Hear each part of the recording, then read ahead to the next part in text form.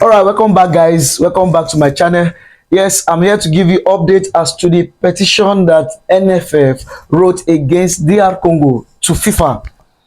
I'm here to deal with the issues that are circulating, and I'm going to talk about three issues. One, FIFA has officially but quietly abandoned the petition that NFF wrote against DR Congo on the ground of time constraints.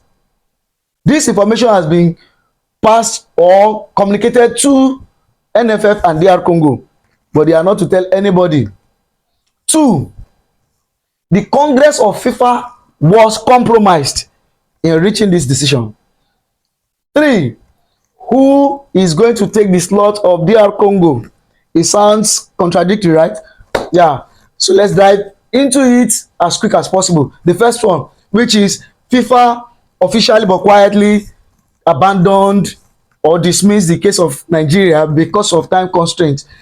And those who are saying this are using the fact that FIFA has taken so long to decide this matter, which is a sign to show that FIFA has abandoned it. Some also are saying that Nigeria have already started preparing for the four-nation invitation tournament coming up in Jordan in March, which Nigeria is going to play against Iran on the 27th day of March 2026. Let me say it plain and clear. This is not true. This is not true. One, we need to understand that this matter, this case, is just like you filing a case in court, which might take as many days, weeks, months, sometimes years as possible. And to say that it has taken too long is not true. Equatorial Guinea's case took over 5 months. Malaysia's case took over 3 months. In 2016, Senegal played against South Africa in preparation. That's the playoff for the 2018 World Cup. Senegal played against South Africa. In that match, November 2016, Senegal lost 2-1. However, after the match, Senegal wrote petition against the referee that officiated the match on the ground of match manipulation. This matter was not decided until November 2017. November 2016, they wrote this petition after the match. It was not decided until around October. The petition was not against South Africa. It was against the referee. That's Joseph Lamptey. The petition was against Joseph Lamptey, the Ghanaian referee that officiated that match. When FIFA, that's the disciplinary committee of FIFA, when they received the petition, looked into it, conducted full hearing, gathered evidence from both parties, that is the petitioner and the respondent, which was the referee. They checked the video evidence, that is the match itself, and saw everything that transpired and came to the conclusion, which took like almost a year. They came to the conclusion that that match was actually manipulated, and that referee, that's Joseph Lamptey, was banned for life. He's a Ghanaian referee. Go and check. He was banned for life, and they now played the match again in November 2017, almost a year. In that match, Senegal won that match 2-0, and that was why they qualified for the 2018 World Cup. So the fact that it has taken how many months to now give you the conclusion that FIFA has abandoned is not true. Like I said, it's just like your normal court case that I filed a case to court today, and my case was determined within 3 months. Does not mean that when you file your own case, it will be determined within that 3 months, and if it's not determined within that 3 months, the court is now compromised. That's not true. It depends on the peculiarity of each case and the evidence that is available. The committee has to investigate thoroughly, especially with the nature of this case, the effect of coming to a decision in this case, and the impact it will have on World Cup. So it is not true that FIFA has abandoned it. In fact, let me say it this way: FIFA cannot go ahead with the World Cup without resolving this issue. FIFA cannot go ahead with the World Cup without resolving this issue. And let me tell you, the worst that can happen, depending on when the decision comes out, is either they shift the date for the intercontinental playoffs, or even shift the date for the World Cup itself. I'm telling you, it is possible. And don't tell me, I know how will they shift World Cup, the logistics that are involved. Yes, it has happened before. 1930 Uruguay's World Cup was originally slated for April to May, but was later shifted to July. Why? Because there was a clash with the qualifiers for the Olympics. Necessarily, they shifted it to July. Recently, in 2022 Qatar World Cup was initially slated for June, July, but was later shifted to November, December. Why? Because of the extreme nature of the summer heat in Qatar. That's the fact. So it is not something impossible or something unheard of for FIFA to shift date for World Cup because they've planned it and they've scheduled it. It's possible. So let's get it clear. It is not true that FIFA has abandoned or communicated any abandonment to NFF for DR Congo. The case is still on being dealt with by the disciplinary committee of FIFA. That's that. Thank you. And to the next one, that the Congress of FIFA was compromised by the CAF secretary. That's Veron Mosengo Omba. I've said this severally, that Veron's influence cannot impact and twist the hands of FIFA. And again, I've also said it in my previous video, that it is not the Congress of FIFA that is looking into this matter.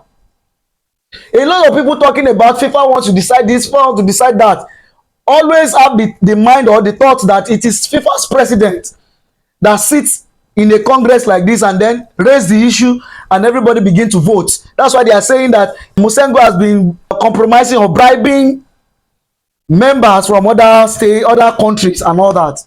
It is not true. The only statutory committee that has powers to look into issues of eligibility of players, I'm saying this authoritatively, that the only committee that has power statutorily to look into issues of eligibility of players or of a country is the disciplinary committee of FIFA, not the Congress. Let's not mislead people. It's not the Congress. It's not even the council. And like I said, they will have to sit and take evidence from experts. In fact, this committee, they do independent investigation beyond the petition that was submitted, which is they can go to the countries where you allege that these players have passports, or the countries that you said they are still citizens of. They can go there, check their transaction recently, check their traveling documents recently, check their history, whether they have parents down there, whether their parents or grandparents are from that country, either Spain or Belgium or whichever other country. They will do that investigation and then come back to make a conclusion before releasing their decision. That's how it works. So anybody saying it's the Congress and the Congress has been compromised, is not true. Let's sort that out once and for all. It is the disciplinary committee of FIFA. Let me say it this way. When it comes to issues of ethics, when it's ethical issues, it is the ethics committee of FIFA that deals with it. FIFA's Congress have no business with it statutorily. Let me give you as an example.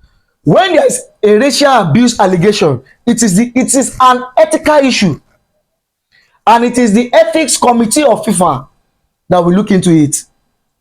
The case of Kudela, Slavia Prague player that racially abused Kamara of Rangers in 2021, it was the ethics committee that looked into it, got experts to give evidence and also witnesses that these other players that witnessed. And the fact that Kudela covered his mouth, did not exonerate him.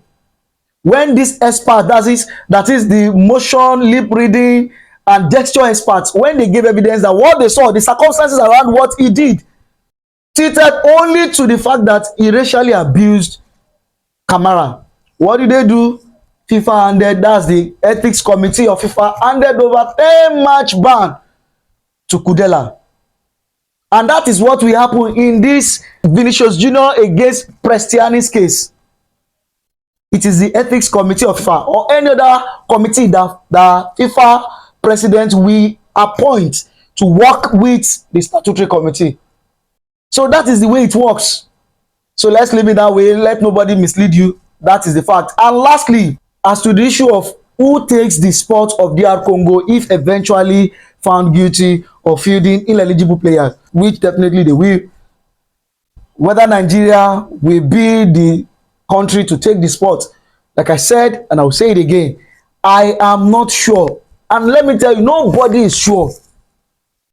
But what I can tell you for fact is that Nigeria will be one of the beneficiaries. That one, I am 100% sure that Nigeria will be one of the beneficiaries. And this is what I mean. Anybody that is telling you, I've read it in my comment section. Thank you guys for always commenting. I love reading your comments. And I've seen several comments that says definitely Nigeria will benefit. As much as I desire that, the only reason why I can come up here to inform you that Nigeria is the only country that will benefit is if I've seen the law of FIFA that says in this circumstance, the person that must benefit or the country that must benefit is the petitioner's country. Not just word, not just everybody saying this and that. No, show me the law so that I can come up here. We are all learning. I cannot assume I know it when I know I don't know it.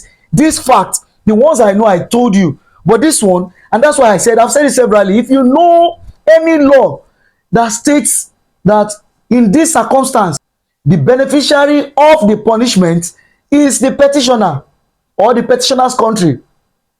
Because I've combed the rules, the law, and the schedules of and the articles of FIFA.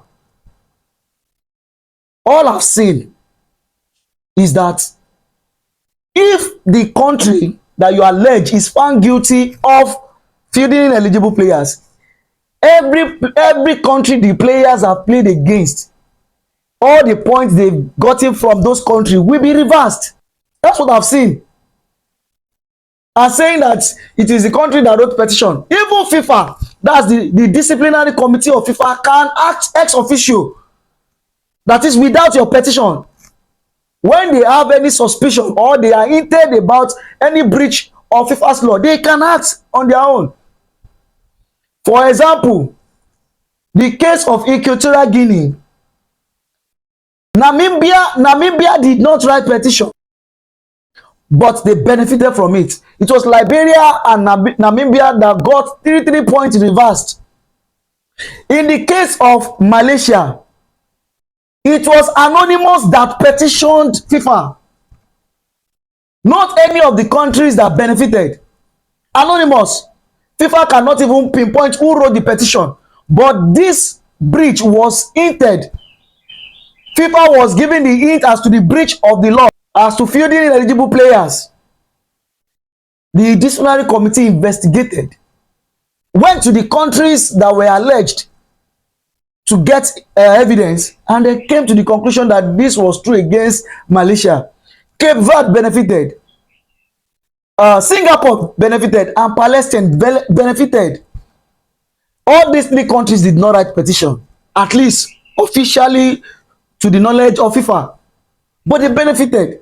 And that is one of the reasons why I said I'm not sure, except you have facts, except you have laws that you can show us to look into, to say, okay, yes, it is Nigeria. Not just everybody coming up to say, did Cameroon write petition? Did this one write petition? It's only, they cannot, no, that's emotion or you.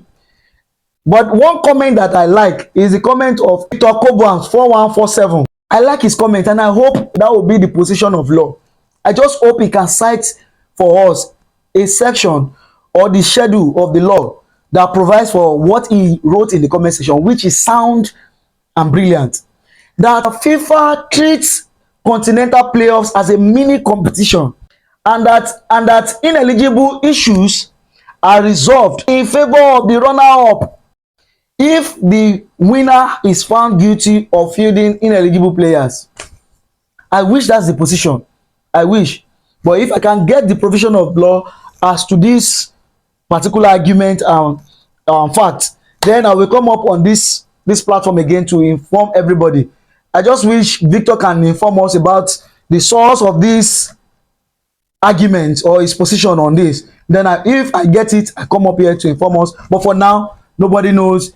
Only the disciplinary committee of FIFA will decide on this, and they must decide based on the provisions of their law. They cannot decide based on emotion or anything. It must be, they must justify it with what their law says. Thank you very much. Let me know what you think in the comment section, and I see you in my next video. But we hope that Nigeria will go to the World Cup. That's our wish. Thank you. I see you in my next video.